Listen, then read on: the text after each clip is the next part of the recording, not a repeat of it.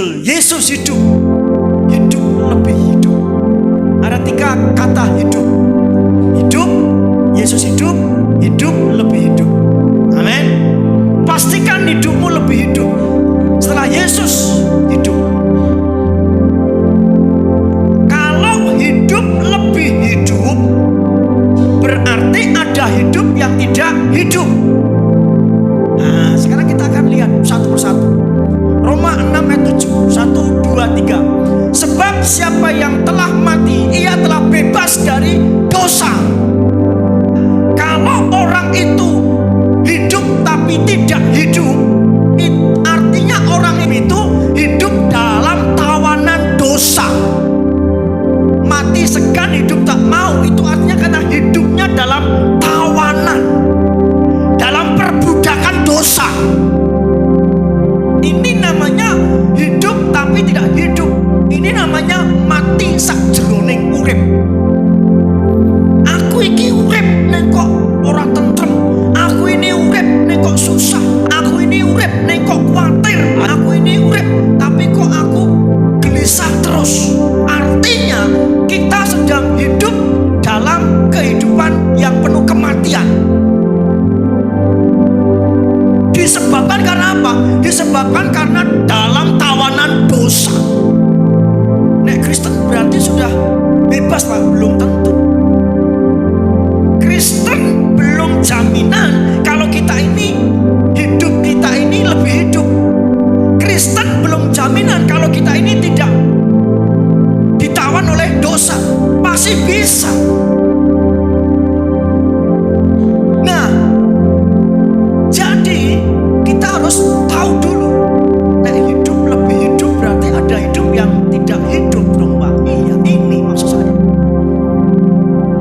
Kalau hidup kita ini hidup, kalau hidup ini berkualitas, kalau hidup kita ini vitalitas, berarti ada hidup yang tidak vitalitas dong, Pak. Iya, ini maksud saya.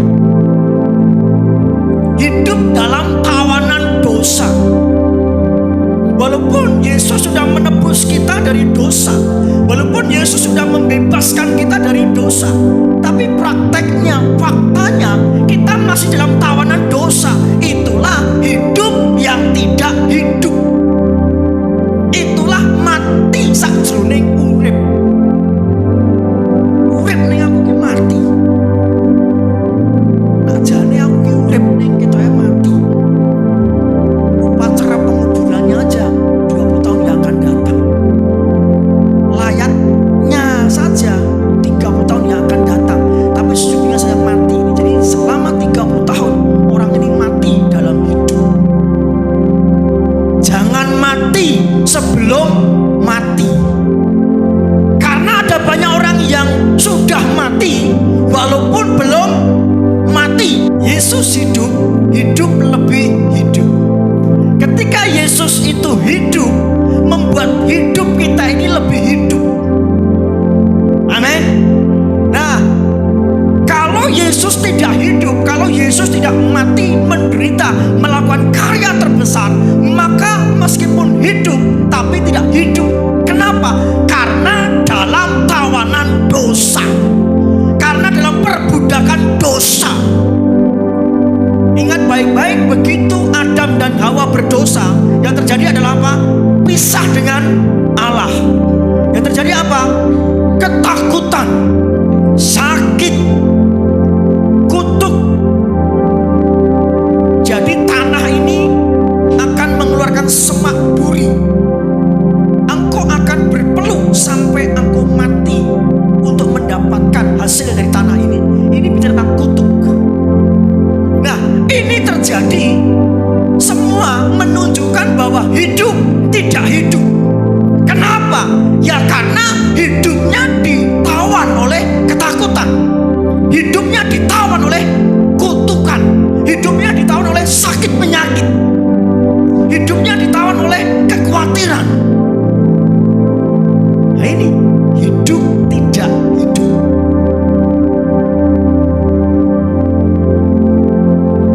Ketika ada kebencian yang mendalam dalam kehidupan kita, tidak ada pengampunan dalam kehidupan kita, kondisi seperti ini, kita ini ditawan oleh dosa. Hidup kita tidak hidup. Ketika kita hidup dalam tabiat yang lama, manusia lama, sesungguhnya hidup kita tidak hidup. Karena apa? Ya karena hidup kita dipenuhi, dikuasai, ditawan, diperbudak oleh tabiat lama, hidup yang lama. Nah, Yesus hidup menjadikan hidup kita lebih hidup. Katakan bersama-sama, Yesus hidup menjadikan hidupku lebih hidup. Amin. Yesus hidup mengubah semuanya. Di luar sana mereka punya agama, mereka punya keyakinan, mereka punya sebuah ketaatan dalam menjalankan sebuah agamanya. Pertanyaannya, apakah mereka hidup? Belum tentu. Karena agama tidak bisa membawa pada kehidupan. Nah, kebangkitan Yesuslah yang bisa memberikan kehidupan. Kebangkitan Kristuslah, kehidupan Kristuslah, kemenangan Kristus atas kematianlah yang membuat hidup kita ini hidup. Amin. Hidup kita berarti. Tadi pujian mengatakan, sebab dia hidup ada hari esok, sebab dia hidup ku tak gentar. Betul? Kita menyembah Yesus yang hidup sehingga hidup kita berarti. Yesuslah yang membuat kita berarti. Ya, jadi poin yang pertama, kebenaran yang pertama, kita harus tahu dulu kalau ada hidup yang lebih hidup, berarti ada hidup yang tidak hidup. Lupa. Apa itu? Ini loh. Hidup yang tidak hidup itu adalah hidup dalam tawanan dosa. Sebab siapa yang telah mati, ia telah bebas dari dosa. Tetapi orang yang hidup tidak hidup itu belum bebas dari dosa. Yang kedua, yang kita baca 1, 2, 3. Karena kita tahu bahwa manusia lama kita telah turut disalibkan, supaya tubuh dosa kita hilang kuasanya. Hidup tidak hidup itu karena hidup dalam pengaruh dosa.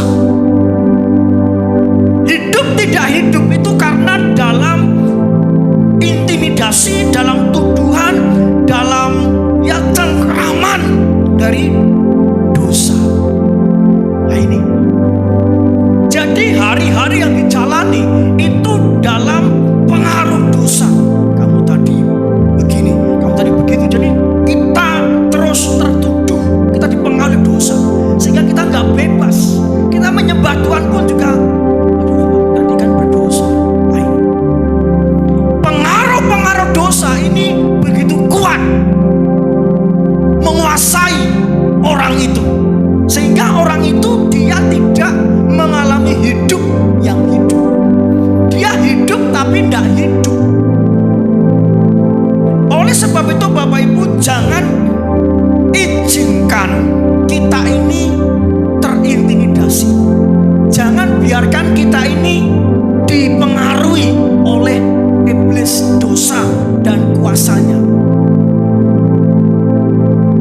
Orang yang tidak antusias menyembah Tuhan itu karena ini hidup dalam pengaruh dosa.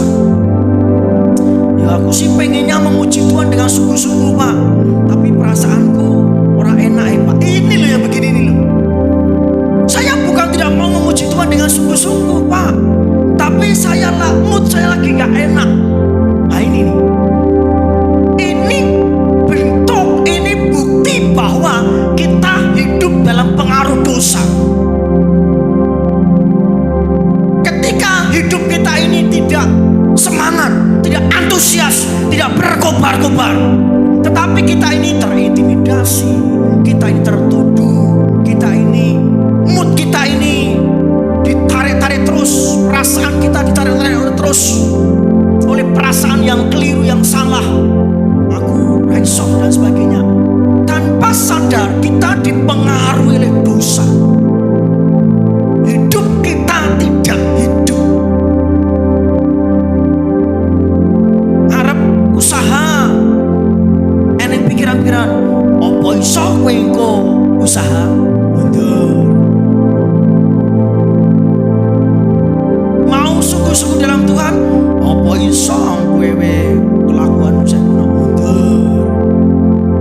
Nah ini hidup tidak hidup.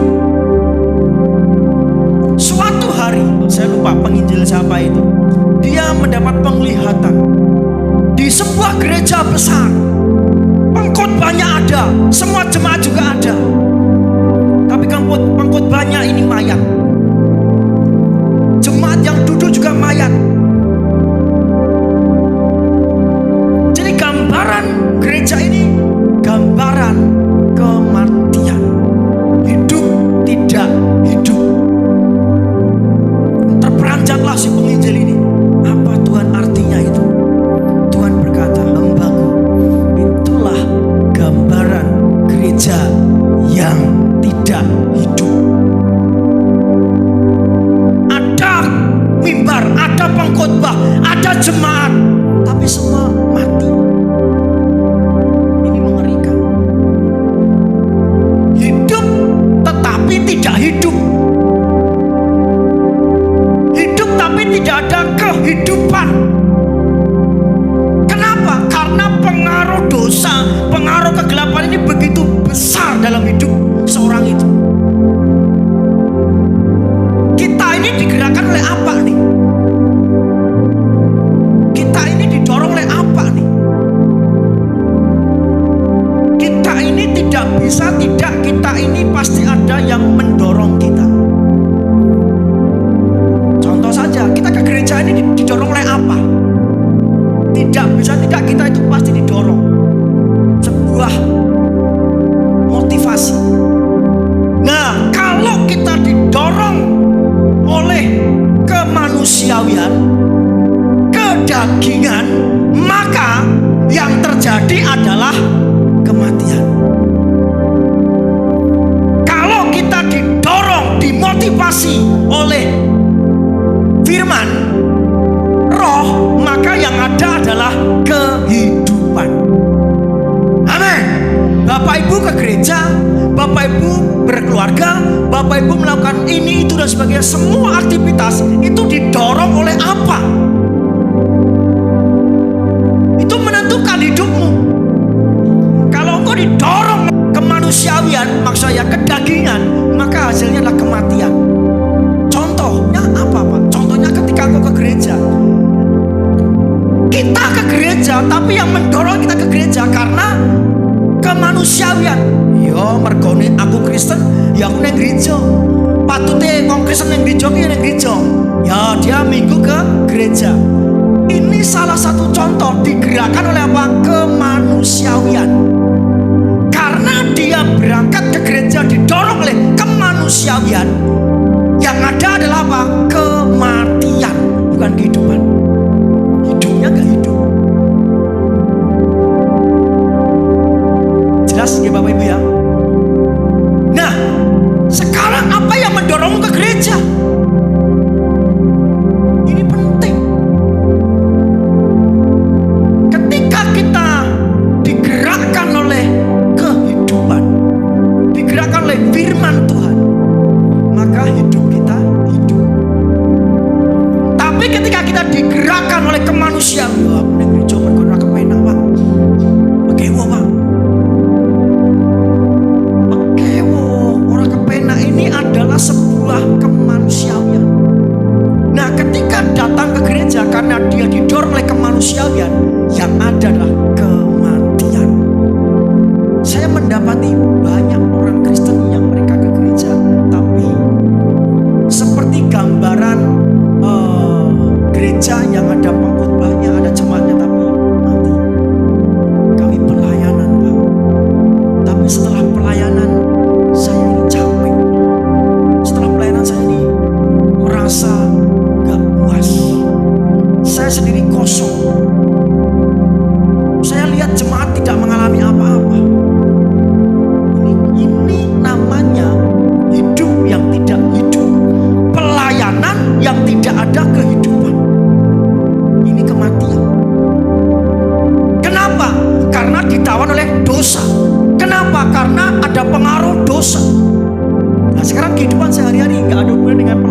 saja.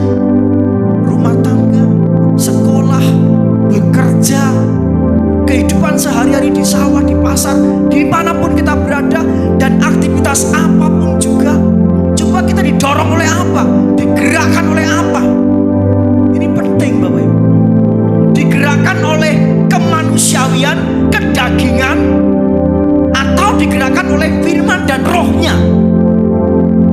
Nah, tadi kan gambaran hidup yang tidak hidup. Karena apa? Dalam tawanan dosa, dalam pengaruh dosa. Nah, sekarang kalau hidup lebih hidup, jadi hidup kita ini hidup gitu loh. Hidupnya hidup. Itu bagaimana? Ayo kita baca 1, 2, 3. Karena kita tahu bahwa Kristus sesudah Ia bangkit dari antara orang mati, tidak mati lagi. Maut tidak berkuasa lagi atas Dia. Amin. Maut tidak berkuasa lagi atas Dia. Begitu Yesus bangkit, itu mengalahkan dosa, maut, dan kematian. Yang dihancurkan, yang dikalahkan itu dosa, maut, dan kematian. Maka begitu kita ini di dalam Kristus, yang mana kita yakini Dia hidup, harusnya kita ini tidak dikuasai lagi oleh maut. Tidak dikuasai oleh maut harusnya. Amin. Harusnya saya tidak dikuasai oleh maut. Katakan dengan saya, harusnya saya tidak lagi dikuasai oleh maut. Amin. Kenapa? Karena maut sudah ditakluk oleh Yesus. Kan begitu logikanya. Yesus bangkit itu menaklukkan maut. Maut tidak berkuasa lagi atas Dia. Nah, sekarang kuasanya diberikan kepada kita. Artinya kita ini tidak boleh dikuasai maut. Itulah sebabnya hari ini saya sehat. Kenapa? Karena sebelumnya dari bahkan nol tahun sampai STM saya sakit-sakit terus. Itu tanpa sadar saya dalam bayang-bayang maut.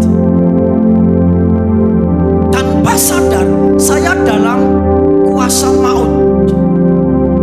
Sakit-sakitan, dalam penderitaan, dalam kekhawatiran masalah masa depanku piye. Ini adalah roh maut Bapak Ibu. Ini hidup yang tidak hidup. Tetapi kabar baiknya, maut tidak berkuasa lagi atas Dia. Sekarang juga maut tidak berkuasa atas kita.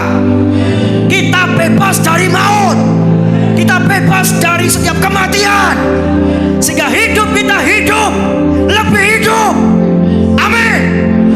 Ini loh jatinya kehidupan itu. Kita benar-benar bebas. Kita benar-benar bebas. Hidup tidak dikuasai maut. Ya. Jadi hidup yang lebih hidup, hidup yang bergairah, hidup yang menyenangkan, hidup yang indah, yang seni. Pokoknya kok seneng ya urip dia. Itu karena hidup kita tidak dikuasai maut. Amin. Coba jujur, Bapak Ibu, hidupmu bagaimana? Hidupmu seneng enggak? Hidup yang semakin hari semakin baik, semakin indah, menyenangkan. Uripmu kok seneng banget ya. Nah, hidupmu, hidup Bapak Ibu itu menyenangkan gak sih?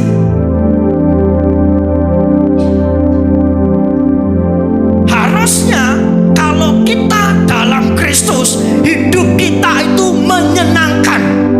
Hidup kita itu bergairah, semangat, antusias. Amin. Oh, berseri-seri. Gak ada aras-arasan. Piye kabarmu? Aduh,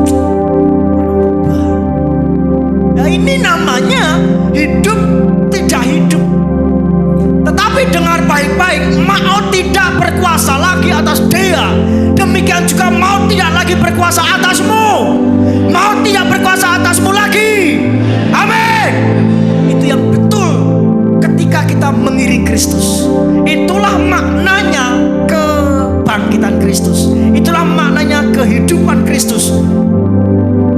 Memberi hidup kita bermakna, berarti nyenengke. Urip ki nyenengke. Itu. Amin. Coba hari-hari yang kau jalani itu menyenangkan enggak? Berbenturan dengan aspek ekonomi, wah senang dengan hidup ini. Karena walaupun banyak tantangan dalam ekonomi, tapi Tuhan memberkati, aku senang. Berkaitan dengan keluarga, aku senang dengan keluarga. Berhubungan dengan pelayanan, pelayanan itu menyenangkan bagiku. Jadi semua aspek kehidupan kita itu menyenangkan. Itu artinya hidup kita ini hidup lebih hidup. Berikutnya ayo kita baca 1, 2, 3. Karena tabiat saudara yang lama sudah cenderung kepada dosa itu mati bersama dengan Kristus, maka kita tahu bahwa saudara sekarang mendapatkan bagian dalam hidupnya yang baru. Hidup lebih hidup itu artinya kehidupan Yesus itu menjadi bagian kita. Amin. Jadi yang hidup di sini itu hidupnya siapa, Bapak Ibu? Hidupnya siapa? Yesus. Hidupnya Yesus di sini dalam hidup kita. Amin. Jadi kalau hidupnya Yesus di sini, aneh kalau kita uring-uringan. Kita ini sebel, hidup ini menjemukan, membosankan, garing, bosan, tawar, hambar, aneh. Amin. Karena kehidupan Kristus itu ada di sini. Kehidupan yang lama, karena tabiat saudara yang lama yang cenderung kepada dosa itu mati. Jadi hidup yang lama kita, hidup kita sendiri itu sudah mati. Bersama apa? Bersama kematian Kristus di atas kayu salib. Amin. Nah, terus kita hidup dibangkitkan bersama kebangkitan Kristus, dan kita hidup itu hidup dalam bagian kehidupan Kristus. Jadi yang di sini, yang di hidupmu itu adalah kehidupan siapa, Bapak Ibu? Kristus. Kalau kehidupan Kristus di dalam hidup kita, gak ada tuh hidup membosankan. Gak ada tuh hidup itu menyebalkan. Aku benci dengan hidup ini. Hidup ini membosankan.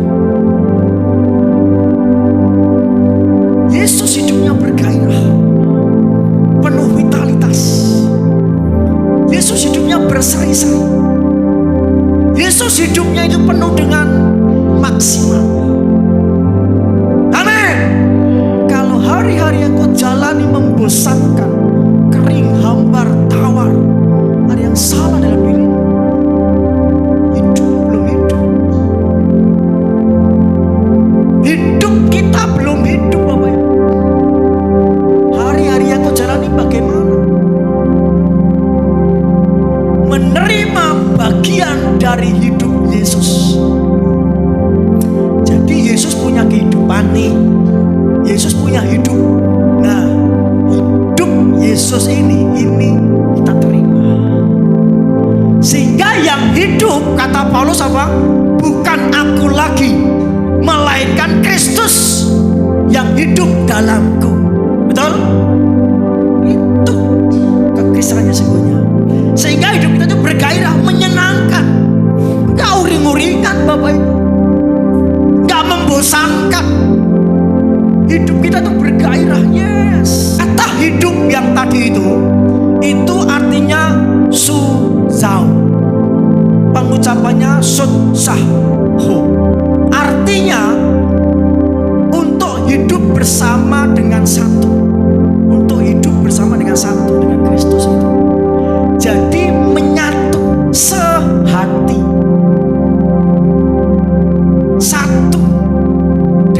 Kristus. Yang kedua, kehidupan fisik di bumi. Wah, luar biasa. Ternyata kehidupan Kristus itu nyata fisiknya di bumi melalui siapa? Melalui kita. Ini keren Bapak Ibu. Fisiknya Yesus itu di kita. Kehidupan fisik di bumi. Suksaho. Jadi tabiat lama kita, manusia lama kita sudah mati bersama kematian Kristus. Sekarang kita disatukan dalam kebangkitan Kristus. Hidup baru di sini adalah sutsaho. Artinya kita sehati, satu fisik, satu roh dengan Kristus. Makanya sangat-sangat aneh kalau orang Kristen itu hidup dalam tekanan, sakit hati, kepahitan, kelemahan, keterbatasan, penderitaan. Itu aneh karena kita ini adalah ejawantah daripada fisik Yesus. Amin. Kita ini fisik Yesus loh Bapak Ibu. Yang berikutnya, menjalankan hidup baru dalam persatuan dengan Kristus, manunggal dengan Kristus, yaitu dipersembahkan kepada Allah. Itu namanya sutsaho. Nah, hidup yang Bapak Ibu miliki itu adalah kehidupan Allah dalam Kristus Yesus yang ada dalam fisik kita. Amin. Bukan pada tempatnya kita sakit, bukan pada tempatnya kita itu mengalami berbagai macam kelemahan. Tidak boleh. Ini memang berbenturan. Loh, tapi kan kita sebagai manusia wajar toh Pak. Kita sudah sepuh, sudah tua seperti ini, wajar toh Pak? Tidak wajar. Sewajarnya kita itu hidup dalam vitalitas. Karena fisik Yesus itu ada di kita loh. Sutsaho. Kehidupan fisik di bumi, kehidupan fisiknya Yesus di bumi itu di antara kita, diam di antara kita. Namanya John Cilik. Nah, John Cilik memiliki sebuah keyakinan, iman yang begitu dalam, keyakinan yang begitu kuat. Ketika aku menyentuh orang, ketika aku menyentuh orang yang sakit, itu bukan tanganku yang menyentuhnya, tapi yang menyentuh adalah tangan Tuhan sendiri. Karena Yesus ada dalam hidupku. Amin. Amin. Inilah yang disebut sutsaho. Sutsaho. Jadi fisik Yesus itu ada di kita. Oleh sebab itu bukan pada tempatnya orang Kristen itu berdosa. Karena dosa sudah mati, kehidupan lama sudah mati. Hidup kita sekarang menjadi sebuah penyembahan kepada Kristus. Hidup kita menjadi sebuah dupa yang harum di depan Kristus.